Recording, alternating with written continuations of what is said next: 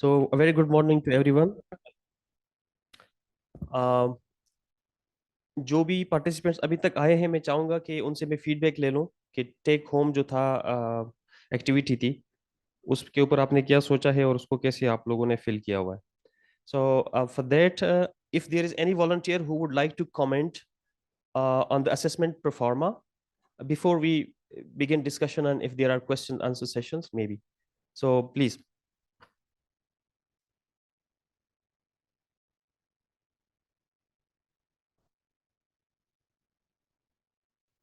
Please note that we discussed yesterday some of those evaluation standards, and the purpose of this evaluation standard compliance assessment was to see if you consider your own personal experiences in your organizations. बहुत सारे लोग होंगे जिन्होंने इस programme में काम किया होगा या वहां पर सोशल प्रोटेक्शन प्रोग्राम्स चल रहे होंगे, इम्प्लीमेंटेशन का हिस्सा होंगे. बहुत सारे लोग ये भी होंगे कि उसका हिस्सा भी नहीं होंगे शायद, लेकिन फिर भी the level to which we are able to comply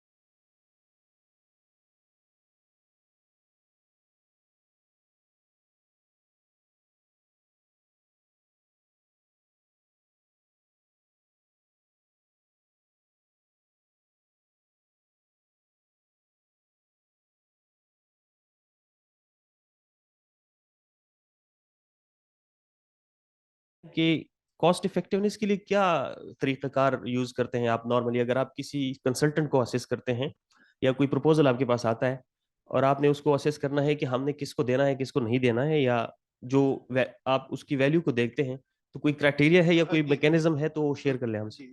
sir public procurement rules है हमारे पीपीआर है. और वो whether we are going to procure goods और services mechanism is same. Right.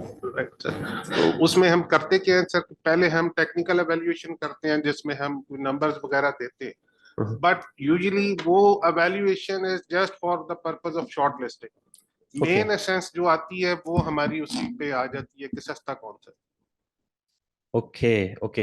तो आपकी assumption, बल्कि हम सबकी assumption ये है कि PPRA already takes into account those की criteria that should be there for an evaluation consultant. लेकिन आपके ख्याल में हकीकत में ऐसा होता है कि जो बाय डिफॉल्ट हम पीपीआरए रूल्स को फॉलो करते हैं, do we really consider the credibility, the let's say for example जो मेथोडोलॉजी है वो अडॉप्ट करते हैं? सर इसमें ये कि हमने किया जो जिनकी मेथोडोलॉजी बेहतर थी, अच्छा. उनको हमने एक आधे को देख के बाद में 2-2 3-3 साल से हम ऑडिट पैरस भुगत रहे. अच्छा, वंडरफुल. उसमें मैं अगर please please please sir, sir sir ji sorry. अस्सलाम गुड मॉर्निंग। वालेकुम। अस्सलाम वालेकुम। वालेकुम अच्छा सलाम। पेपरा जो two stage two envelope procurement होती है उसमें ऐसे होता है कि पहले टेक्निकल एवेल्यूएशन होती है, फिर फाइनेंशियल बिड जिसकी भी कम हो, जी कॉस्ट इफेक्टिवनेस में जो बात आ रही है जी जी उसको मैक्सिमम नंबर दिए जाते हैं। इवेंचुअल वही होता है कि जिसके total number technical plus financial हो जी वो जी। टॉप पे आता है। असल अच्छा। इशू उससे पहले आता है कॉस्ट जी। इफेक्टिवनेस में, कि जब आप बजट रखते हैं किसी एक असाइनमेंट का, अपने PC1 में भी रखते हैं कि मैंने ये वैल्यूएशन 2 साल बाद करवानी है तो उसका बजट लेट से कि 80 मिलियन है। हम्म। तो वो जो बजट रखा है आपने, वो आपने अपनी RFE में देना होता है कि इसका बजट 80 है। यस। अब उसकी जो बजट की जो कैलकुलेशन है ना, वो आम तौर पे वो रफ एस्टिमेशन होती है कि ये TPV हमने करानी है, चलें इसका 80 बिलियन इसका रख लेते हैं 80 मिलियन। तो 80 मिलियन की कोई कैलकुलेशन नहीं होती। तो एग्जैक्टली। वो फाइनेंशियल बिड तो बाद की बात है, अब जो थर्ड पार्टी ने बिड करनी है वो तो 80 मिलियन को उसने जहन उसके में अंदर ही रखना है। करेंगे वो, हाँ।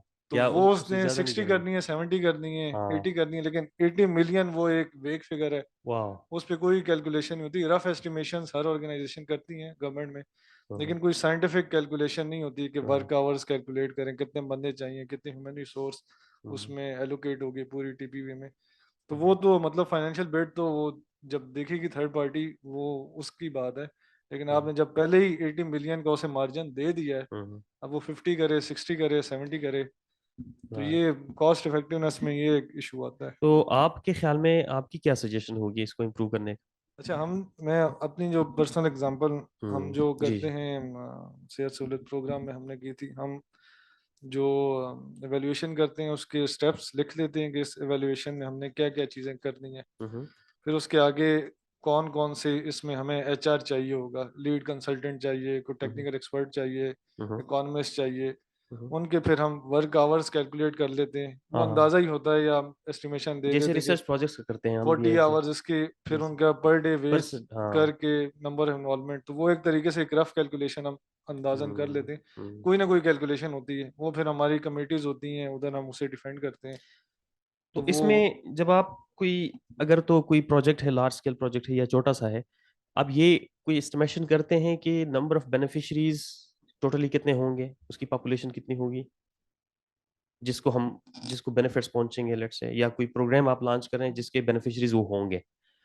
ये खैर आगे भी इंडिकेटर्स में आप पढ़ेंगे, लेकिन ये अंदाजा आप लगा सकते हैं या लगाते हैं उसमें, या उसका कोई स्कोर है कि कितने बेनिफिशरीज होंगे और उसका भी इतने पॉइंट्स होंगे, वेटेज वो होगा, वो 100 मार्क्स में से जो बिडर्स हैं उनको हम दे दें, कि हम ये भी इवेलुएट कर लें कि इस प्रोग्राम का फायदा बहुत कम लोगों के है को है और हमने इवेलुएशन के ऊपर इतना पैसा लगाया है। तो वो भी एक ट्रेड ऑफ है वहां पर ना, कि बेनिफिशरीज कम है या एडिक्वेसी या बेनिफिशरी कवरेज कम है किसी प्रोग्राम की, फॉर एग्जांपल, और हमने उस प्रोग्राम की वैल्यूएशन के ऊपर बहुत ज्यादा पैसे खर्च किए हैं, जैसे कोई साइंटिफिक प्रोसेस है, लोग हायर किए, कंसल्टेंट्स है, RAs हैं, बहुत सारे लोग काम कर रहे हैं, एंड ऑफ द डे वो जो कवरेज है उसकी बहुत लिमिटेड है। तो कवरेज के भी अपने कोई मार्क्स हैं उसमें जो उसके इवेल्युएशन के एज ऊपर? सच एवेल्यूएशन में मार्क्स नहीं होते, लेकिन वो एस्टिमेशन तो पहले, क्योंकि PC1 में आपका सारा पता होता है बजट कि तो ऑलरेडी दिया गया होता है। बजट क्या है पूरे हम्म, प्रोग्राम का, और हम्म, इसी में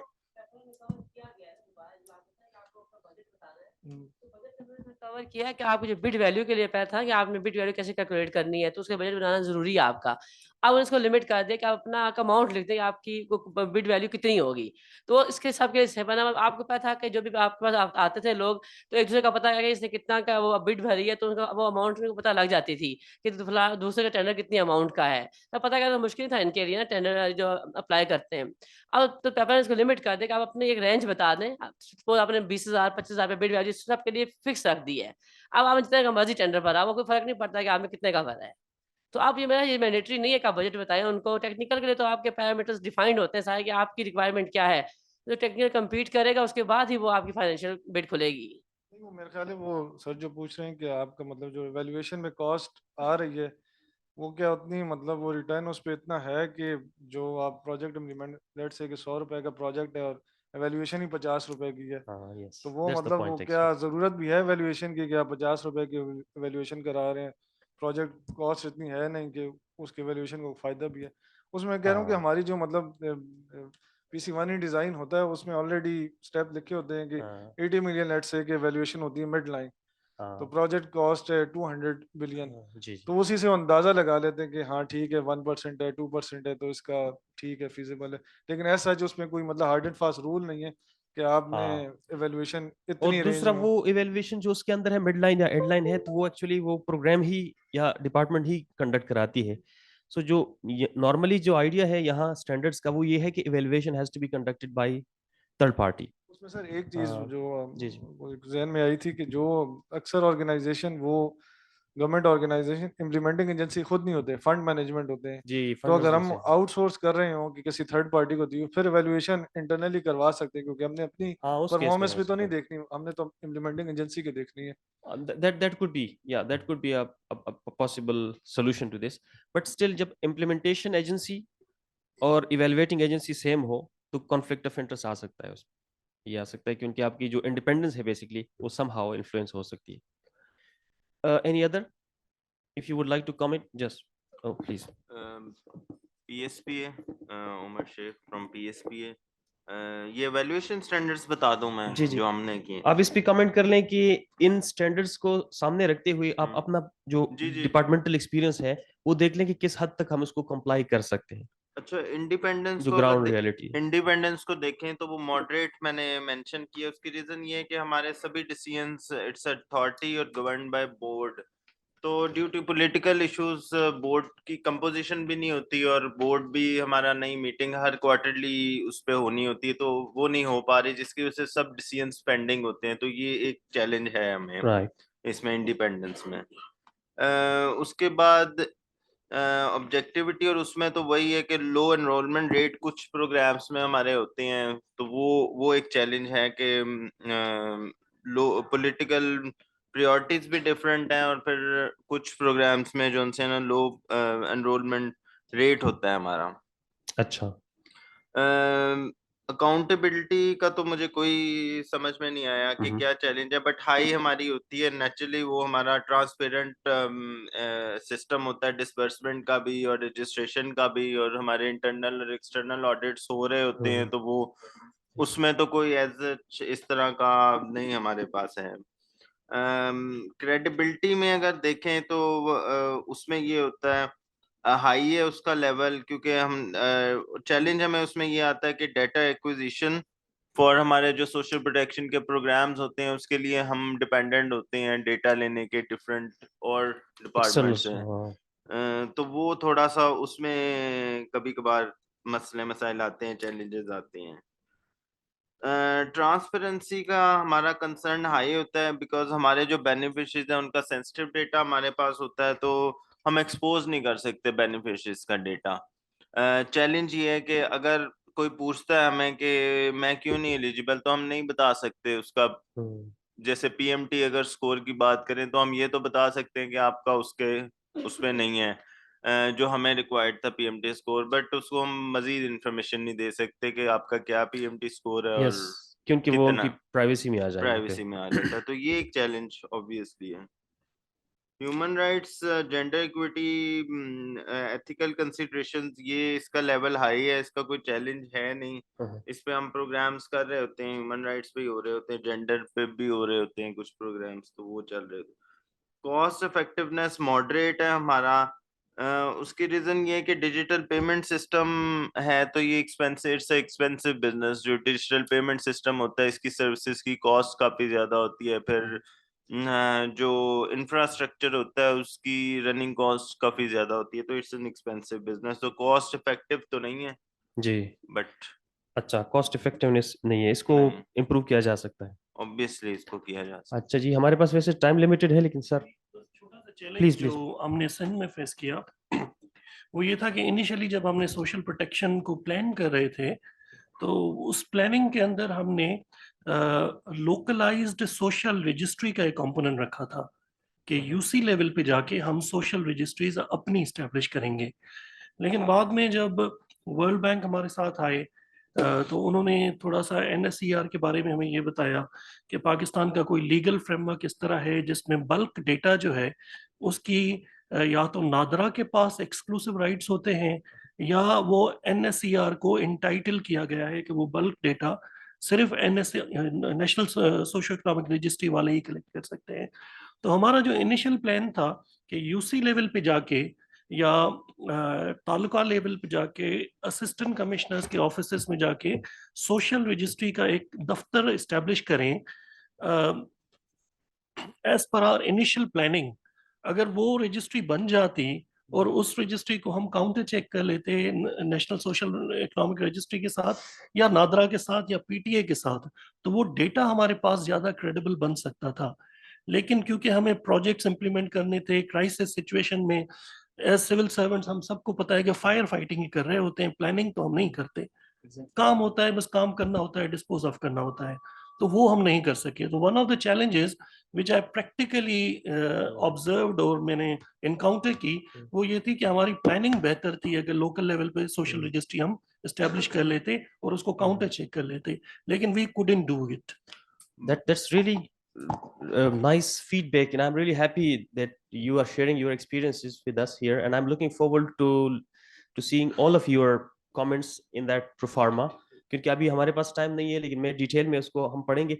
एक्चुअली हमारा आइडिया ये था कि हम ये वेरिएशन भी अंडरस्टैंड कर लें कि कितना वेरी करता है department to department, function to function, कि कंप्लायंस तो इंटरनेशनली है, ऑफ कोर्स हमें उसको अफोर्ड करना है, लेकिन हमारे जो रियलिटीज है, हमारी डिपार्टमेंटल रियलिटीज हैं या जो कंटेक्चुअल रियलिटीज है, उसमें किस हद तक हम उसको कर सकते हैं। तो जब आप उस फीडबैक को फिल करेंगे तो हम उसको गौर से पढ़ेंगे, हम देखेंगे कि हमें उसमें से उसको कैसे इम्प्रूव करा सकते हैं किसी तरीके से, and that could be a very good research topic as well for us. छोटा सा एक कमेंट है अकाउंटेबिलिटी के ऊपर कि हमारी जितनी इम्पैक्ट वैल्यूएशन स्टडीज होती हैं उसमें अक्सर चीज़ें आ रही होती हैं, प्रोग्राम्स की वीकनेसेस वगैरह, जी जी। लेकिन गवर्नमेंट में ना कोई रिवॉर्ड एंड पनिशमेंट का कॉन्सेप्ट नहीं है कि मतलब प्रोजेक्ट हो गया, उसकी वैल्यूएशन स्टडी आई, क्या उसमें चीज़ें उन्होंने हाईलाइट की, वो बस वो रिपोर्ट रह जाती है। तो अकाउंटेबिलिटी में मेरा ख्याल है हर जगह यही मसला है कि लो में आ रही होती है कि वो प्रोजेक्ट इम्पैक्ट जीरो भी है, नहीं है Accountability has been an issue वो उस almost पे everywhere. कोई मतलब वो चीज़ बहुत लो उस पे आ रहा होता है। तो ये चीजें आप लिखते हैं उसमें, बल्कि आप उस अगर आपकी सजेशन है स्पेसिफिक, आप उस पेज के दूसरे साइड पे भी लिख सकते हैं। दैट्स मोस्ट वेलकम, क्योंकि आप रियल एक्सपीरियंस है आप लोगों का फील्ड में। हम चाहते हैं कि उसमें से आप अपनी सजेशंस भी दे दें कैसे हेल्प किया जा सकता है। Thank you so much. आप उसको चला लें ऐसा